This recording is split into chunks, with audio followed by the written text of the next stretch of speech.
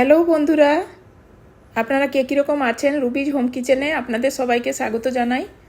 আজ আমি পনির আর ফুলকপি দিয়ে একটি রেসিপি আপনাদের কাছে শেয়ার করব। প্রথমে আমরা ফুলকপিগুলোকে হলুদ জল দিয়ে ভিজিয়ে রাখবো। কিছুক্ষণ ভিজিয়ে রাখার পর এগুলোকে ভালো করে ধুয়ে পরিষ্কার করে নেব। এখন আমরা একটা মশলার পেস্ট তৈরি করে নেব। তা আদা, কাঁচা লঙ্কা, টমেটো, এতে আর জল দেব না, কেননা টমেটো আছে, টমেটোর থেকে জল বেরোলেই পেস্টটা হয়ে যাবে। আমরা আরেকটা পেস্ট তৈরি করে নেব। তার মধ্যে কাজু, পোস্ত আর চারমগজ থাকবে। পোস্তটাকে আগে আমরা শুকনো গুঁড়ো করে নেব। পোস্ত শুকনো গুঁড়ো করা হয়ে গেছে।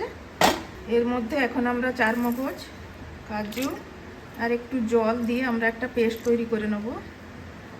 এই রেসিপিটা সর্ষের তেলে করছি, আপনারা চাইলে সাদা তেলেও করতে পারেন। তেল গরম হয়ে গেছে।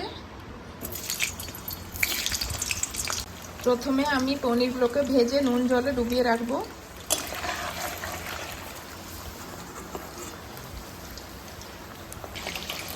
ওই তেলেই আমি ফুলকপিগুলোকে ভেজে নেব।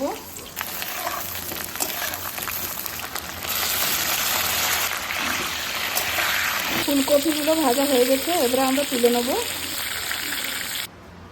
তেজপাতা, গোটা গরম মশলা, হিং, 5 ফোড়ন,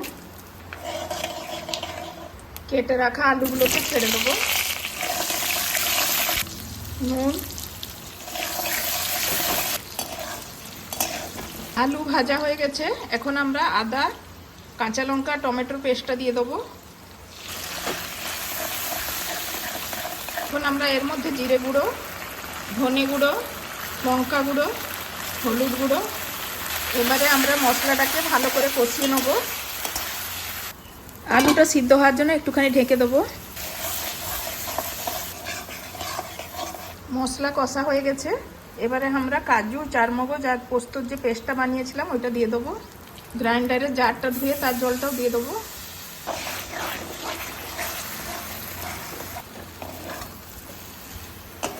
মশলা কষানো হয়ে গেছে, এখন আমরা একটু জল দিয়ে দেবো। একটুখানি চিনি দেবো। নিরামিষি রান্নাতে চিনিটা একটু ভালোই লাগে। ঝোল ফুটে গেছে, এখন আমরা ভেজে রাখা ফুলকপি আর পনিরগুলোকে দিয়ে দেবো।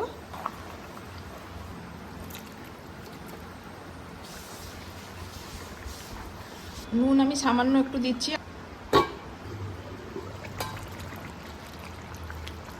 সামান্য একটু ঘি, গরম মশলা, কসুরি মেথি।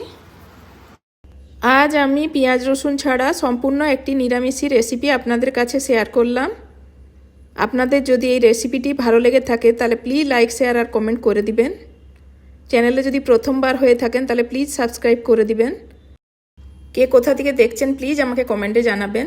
সম্পূর্ণ ভিডিওটি দেখার জন্য আপনাদের সবাইকে ধন্যবাদ।